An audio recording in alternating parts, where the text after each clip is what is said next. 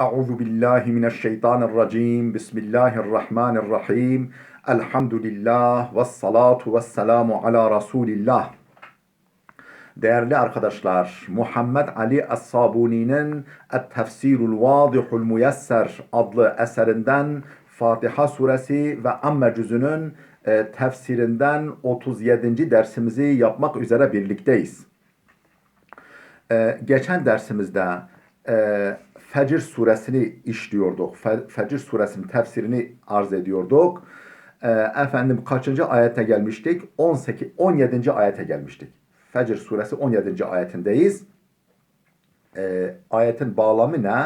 Efendim diyordu ki insanoğlu, nankör insan, bazı insanlar yani, efendim Allah ona nimet verdiğinde Rabbim beni kayırdı. Rabbim bana değer verdi. Yani ben bir başkayım. Efendim Allah işte beni gördü falan diyormuş böyle iftihar için, övünç için.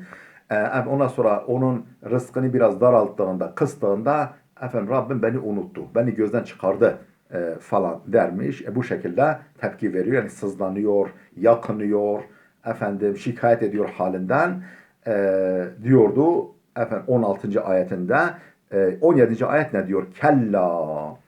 Durum böyle değil. Durum bir imtihan. Varlık da bir imtihan. Yokluk da bir imtihan. Sen imtihanı kazanmaya bak ey insanoğlu diyordu. Bel la tukrimunel yetime.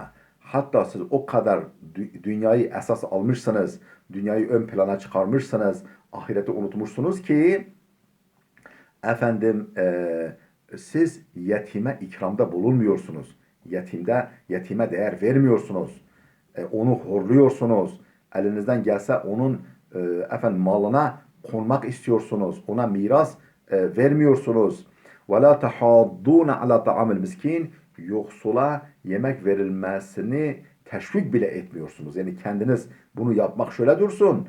Efendim yani gayet ucuz olan, kolay olan sözle de efendim ona destek olmuyorsunuz. Ve te'kulune turâfe eklen lemmen, efendim mirası oburca, doyumsuz bir şekilde yutuyorsunuz, yiyorsunuz mirası. Ve tuhibbunel mâle hubben cemma, efendim malı çok seviyorsunuz. Dünya malını çok çok seviyorsunuz. Efendim diye devam ediyor. Şimdi bu ayetlerin mealini sunduktan sonra tefsirini okuyalım. 17. ayetten itibaren efendim kella bel la tukrimunel yetime. Ey yani liyertedih el muşteki ve qilletis liyertedih hadal gafilu an hadihil mekaleti. Yani bu gafil, yani yukarıda özelliğini saydığımız gafil bu sözünden vazgeçsin. Bu sözünü terk etsin. Feleysel ikramu bil gina vel ihanetu bil fakri. Efendim ikram Allah'ın değer vermesi, zenginlik nasip etmesiyle değil. Allah'ın değer verme ölçüsü zenginlik değil. Vel ihanetu bil fakri. Efendim gözden çıkarması yoksullukla değildir. Yani birine yoksulluk nasip etmişse onu gözden çıkarmış anlamına gelmez. Fakat yuvassi'ullahu rızka alel kafir ve yahrimuhul mu'mina. Bazen olur ki Allah kafirin rızkını genişletir, bollaştırır ve yahrimuhul mu'mina ve onu efendim müminden mahrum bırakır. Onu yani mümini efendim bol rızıktan mahrum eder. Yani müminin rızkını bollaştırmaz, kafirinkini alabildiğine verir. Bu böyle durumlar olabilir. وَقَدْ يُعْطِ الْاَحْمَقَ الْجَاهِلَ وَيَمْنَعُ الذَّكِيَ الْعَاقِلَ. Bazen ahmak ve cahil olana bol verir. Efendim zeki ve akıllı olana az verir. Allah'ın elinde. Belil emru, bilakis durum, gerçek şu ki ennekum tebhalûnel bil mali alel yetim. Siz yetime karşı malda cimrilik ediyorsunuz. Yetime bile yardım etmiyorsunuz. Yardım elinizi uzatmıyorsunuz. Ma'a ikramillahi lekum bi kesretil mal. Oysa Allah size bol mal vermiştir. Çokça mal vermiştir. Siz yetime karşı ikramda bulunmuyorsunuz. وَلَا تَحَاضُّونَ عَلَى طَعَامِ الْمِسْكِينَ. Efendim yoksullara yani gıda sağlamaya, yoksulların beslenmesine, yemek verilmesine insanları teşvik etmiyorsunuz. Birbirinizi teşvik etmiyorsunuz. Ey ve la yahussu ba'dukum ba'dan ala it'amil ma'dum ve avnil miskin. Yani ve la yahussu ba'dukum ba'dan birbirinizi teşvik etmiyorsunuz. Ala it'amil ma'dum. Yoksula yemek yedirilmesine, yoksula gıda sağlanmasına birbirinizi teşvik etmiyorsunuz. Ve avnil miskinin yani günün yemeği bile olmayan kimselerin yardımını teşvik etmiyorsunuz. Ve izâ kâne lâ yahussu gayrehu fekeyfe huve yut'imul miskine. Başkasını bile bu konuda teşvik etmeyen kişi artık nasıl bizzat kendisi yoksula yemek yedirsin? Yani Ahmet'e demez ki ya işte şu Mehmet'e ver, yoksula Mehmet'e ver demez. Artık pamuk eller cebe gidip de öz cebinden yardım eder mi böyle adam? Onu haydi yapmaz. Ve hâzâ zemmun belîğun lil behîl. Bu pinti için, cimri için son derece etkili bir kınamadır, kötülemedir. Fe innehu izâ behule fil kelam. Bu gibi güzel bir sözle bile cimrilik ediyorsa, yani böyle ya işte buna yardım eden falan demek bile içinden gelmiyorsa, bu konuda bile cimrilik ediyorsa, kâne eşedde buhlen fi bedlit ta'am. Bizzat yemeklerini bezletmede, yani yemeklerini sunmada haydi ve daha şiddetli pintidir, cimridir demektir. Ve te'kulûne turâfe eklen lemmen ve tuhibbûnel mâle hubben cemmen. Siz mirası oburca, doyumsuzca bir şekilde yiyorsunuz. Hep bana deyip mirası kendinize alıyorsunuz. Ve tuhibbûnel mâle hubben cemma. Ve malı çokça seviyorsunuz. Çokça dünya malını seviyorsunuz. Ey ve te'kulûnel mirâfe eklen şedîden. Yani mirası şiddetli bir şekilde böyle deveyi hamuduyla götürürcesine mirası yiyorsunuz. La tes'elûne ehuve halalun em haramun. Sormazsınız bile. Acaba helal mı, haram mı, benim hakkım mı, değil mi demezsiniz bile. Ve ma'na lemmen, yani ve te'kulûne turâfe eklen lemmen, oradaki lemmen kelimesinin manası ey şediden, şiddetli bir şekilde, yani kökten toptan hepsini götürüyorsunuz mirası. Ve hâzâ vasfun lehum bizzulm. Bu onları zulümle nitelemedir. Yani onların zalimliğini dile getirmedir. Fakat peki nedir? Niye böyle diyor ayet-i kerime? Nasıl olmuş da böyle sitemde bulunuyor ayet? Fakat kânel arabiyyu ya'hudu nasibehu ve nasibe gayrihi. O günkü Araplar hem kendi payını alıyordu mirastan hem de başkasının payını alıyordu. Günümüzde de öyle değil mi değerli dostlar? Evin mesela yani erkekleri mirası alıyor, kızlara vermiyorlar. Erkekler mirası alıyor, kızlara vermiyorlar. Allah muhafaza etsin. فَلَا يُعْطُونَ الْاُنْثَى mesela kızlara vermiyorlardı. وَلَا الصَّغِيرَ küçüklere de vermiyorlardı. Onlar daha berbat. Yani erkek de olsa küçüklere vermiyorlardı. بَلْ يَنْفَرِدُ بِهِ الرِّجَالِ Bilakis adamlar, erişkin adamlar mirası alıyorlardı. وَتُحِبُّونَ الْمَالَ حُبًّا جَمَّ Malı çokça seviyorsunuz. İleri derecede malı seviyorsunuz. Ey ve tuhibbunel mâle hubben şedîden ma'al hırsı ve şerâh. Yani malı şiddetli bir sevgiyle, ileri derece bir sevgiyle malı seviyorsunuz. Ma'al hırsı ve şerâh. Hırs, açgözlülük ve doyumsuzlukla beraber, doyumsuzlukla. Ve ma'nel cemmi el kefir. Yani hubben cemma, yani çok seviyorsunuz. Çok fazla seviyorsun anlamında. Yani cem'den maksat kefir, çok manasındadır. Vel muradu minel ayeti. Ayetin mesajı şudur. Ayetin verdiği mesaj ne şudur? Zemmuhum li tekalubihim alel mal ve buhlihim bi infakihi. Mal üzerinde hırlaşmalarını kanıyor Allah. Tekalub, yani bağışlayın, köpekler gibi hırlaşmalarını. Bu köpekler bir leşe konduğu zaman hırlar, başkasının o leşe yaklaşmasına engel olur, kavga eder. Ayetin budur, manası budur.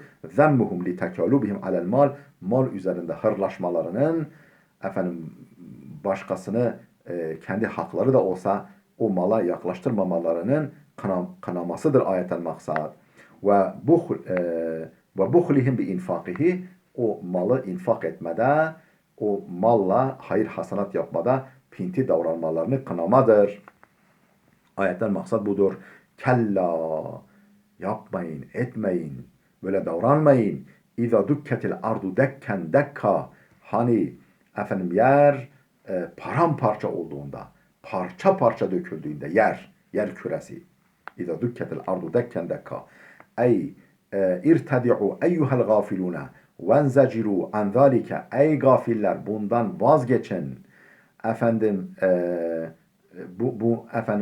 bu konuda ayağınızı denk atın. Böyle davranmayın. Bu miras konusunda, mal sevgisi konusunda. فَاَمَامَكُمْ اَهْوَالٌ وَشَدَائِدُ عَظِيمَةٌ, önünüzde büyük tehlikeler, büyük korkulu istasyonlar ve şiddetli duraklar var sizi bekleyen. وَذَٰلِكَ حِينَ تُزَلْزَلُ الْاَرْضُ, efendim bu yer zelzeleye tabi tutulduğunda, kıyamet zelzelesi, yer sarsıldıkça sarsıldığında, فَتَنْدَكُّ دَكَّنْ دَكَّنْ, efendim paramparça olup parça parça döküldüğünde, فَلَا يَبْقَ عَلَى ظَهْرِهَا جَبَلٌ وَلَا قَصْرٌ وَلَا بِنَاءٌ, üstünde ne bir dağ, ne bir saray, ne bir yapı kalır. Hatta tusbiha kel ardil cerda'il melsa, efendim ondan sonra dümdüz kaygan bir yer gibi olur. Yani böyle dümdüz kaygan kaya gibi dümdüz hale gelir. Hiçbir şey üzerinde kalmaz. Ve ca'e rabbuke vel meleku saffan saffa, o gün işte o kıyamet günü Rabbin ve melekler Rabbin gelir. Yani Rabbinin hükmü emri gelir. Melekler de saf saf halinde gelirler. Ey ca'e rabbul izzeti vel celal, o izzet ve celal sahibi Allah gelir. Yani onun emri fermanı gelir. Li faslil kadai beynel ibad, kullar arasında efendim mahkeme kurup karar vermek için, adil karar vermek için o günde. Ve ca'etil melaiketu sufufen sufufen, melekler de gelirler saflar halinde, saf saf, böyle o mahkemede ki suçluların böyle korumalar tarafından, muhafızlar tarafından etraflarının sarılması gibi melekler bütün o mahşerdeki insanların etrafını çevirirler saflar halinde. Ve ci'e yevme izin bi cehenneme, o gün cehennem de getirilir. Yevme izin yetezekkerul insanu, o gün insan kendine gelir, insan aklını başına alır, insan efendim neler yaptığını hatırlar, neler yapmış, neler yapmamış, o gün hepsini hatırlar. Ve enna lehu zikra, ama bu hatırlamanın ona ne faydası var artık? İş işten geçtikten sonra. Ey ve uhdirat cehennemu liyarahal mucrimuna ra'yel ayn, yani cehennem getirilip gözler önüne dikilir, hazır hale getirilir ta ki mücrimler, suçlular onu gözleriyle görsünler diye. فَفِي ذَٰلِكَ الْيَوْمِ الرَّهِيبِ وَالْمَوْقِفِ الْعَصِيبِ, o işte o korkunç, dehşetli günde, o zorlu, çetin durakta, istasyonda yetta'izul kafiru ve yendemul facir, kafir öğüdünü, dersini almış olur ama öğüdünü almış olur, facir bin pişman olur. Yendemu ala tafridihi ve asyanihi, neyden dolayı pişman olur? Efendim ihmalkarlığından dolayı, Allah'ın emrine karşı gelişinden dolayı bin pişman olur. Ve yetemenne en yaude ile dünya liyusliha siretehu, efendim dünyaya dönmeyi, yeniden dünyaya dönmeyi temenni eder. Ta ki gidişatını, tutumunu, tavrını düzeltsin, kendine çeki düzen versin, o kayıplarını telafi etsin diye dünyaya dönmek ister. Ve min eyne lehu zalik, ama nerede onun için böyle bir imkan yok. İş işten geçti. Ve kad zehabet dünya, artık dünya gitmiştir. Ve ca'a vaktul hisabi vel ceza, hesap ve karşılık vakti gelmiştir. Yakulu, insan der, ya leyteni qaddemtu li hayati, ah keşke şimdiki hayatım için, gerçek hayatım olan ahiretim için önde hayırlar gönderseydim, iyilikler gönderseydim. Ey yekulu nadimen mutehassiren, yani pişman olarak, hasretle yanıp yakılarak der ki ya leyteni qaddemtu salihan li ahireti li hâzihil hayatil bâkiyeti daimeti daril baqai vel hulud. Ya leyteni, ah keşke, qaddemtu salihan, yararlı işler, faydalı hizmetler, hayır hasenat gönderseydim li ahireti, ahiretim için. Lihâzihil hayatil bâkiyeti daimeti, o ahiret ki baki, daimi ve ölümsüz hayattır. Daril bekai vel hulud, efendim kalıcılık ve ölümsüzlük, sonsuzluk yurdu ve diyarıdır. Feyevme izen, işte o gün la yuazzibu azabehu ahad ve la yuthiqu vethaqahu ahad, hiçbir kimse Allah'ın azap verişi gibi azap edemez. Hiç kimse ve feyevme izen la yuazzibu azabehu ahad, hiç kimse Allah'ın azabı gibi azap edemez. Ve la yuthiqu vethaqahu ahadun, hiç kimse Allah gibi, Allah'ın kıskıvrak yakalayıp bağlayışı gibi, efendim zincire, kelepçeye vurması gibi suçluları kimse öyle bağlayamaz, kelepçeye, bu zincire vuramaz. Ey fefî zâlikel yevmir rahîb, yani o korkunç günde leyse hunâke azâbun eşeddu min azâbillah, Allah'ın azabından daha şiddetli bir azap yoktur. Limen kefara bihi ve asahu, efendim ona karşı nankörlük eden, onu inkar eden ve ona karşı isyan edenler için onun azabı gibi şiddetli azap sahibi hiç kimse yok. Ve la yuqayyadu ahadun bis salasil vel aglal ke takyidillahi lil kafiril facir. Kafir ve facir, kafir ve o günahlara dadanmış kimse için kimseyi Allah'ın bağlayışı gibi, efendim neyle? Zincirlerle, bukalalarla, kelepçelerle bağlayışı gibi hiç kimse suçluları bağlayamaz.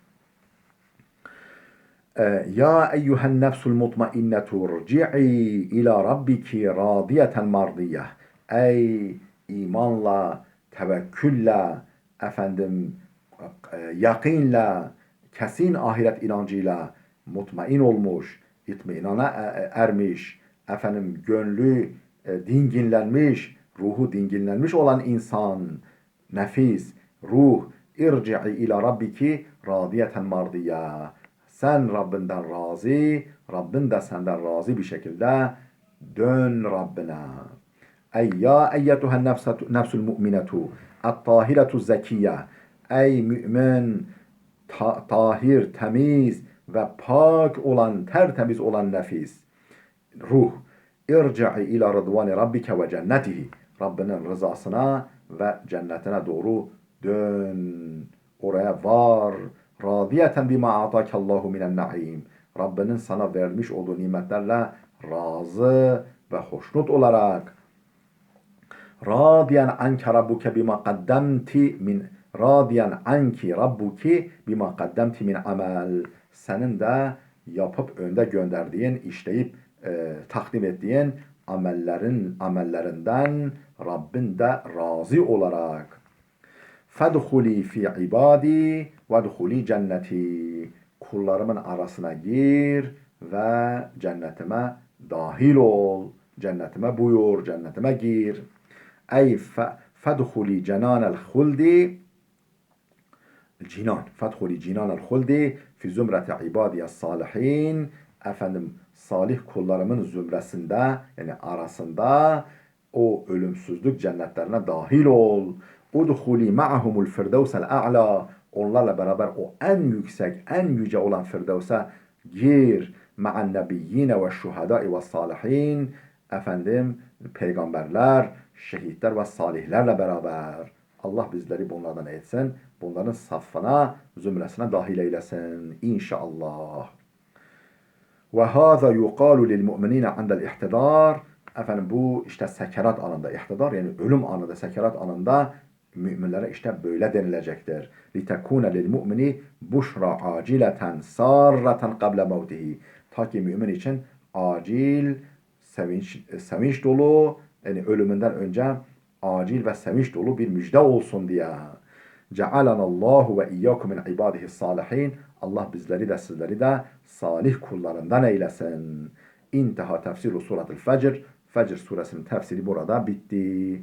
Efendim burada dursun. Gelecek dersimize kadar Allah'a emanet olun.